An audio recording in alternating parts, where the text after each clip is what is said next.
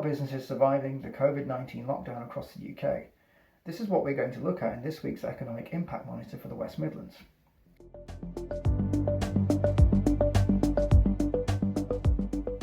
At a national level, recent ONS data tells us that 81% of businesses are still trading, with about 21% of their staff furloughed across the board. That's broadly reflective of the findings we've seen in the Covid-19 business tracker, and one trend that is particularly apparent for businesses across the country is the harmful impact that this crisis has had on levels of cash flow.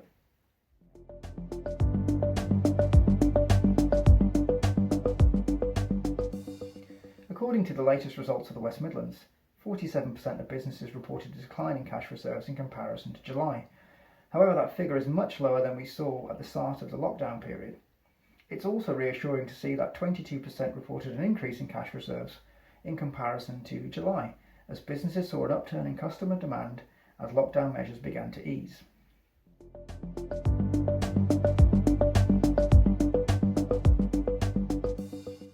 The data also revealed that a number of local businesses that access finance via government programmes such as the Coronavirus Business Interruption Loan Scheme and bounce back loans did so to pay off pre-existing debts. When we think about the impact that the repayment of finance might have on these individual businesses over the next 12 months, 32% expect to change their investment plans, 22% felt they would scale back down on their operations, and 15% said they would cease trading. I think this reiterates that now is the perfect time for the government to partner with regional stakeholders to tackle these long-standing structural issues within our economy which predate coronavirus.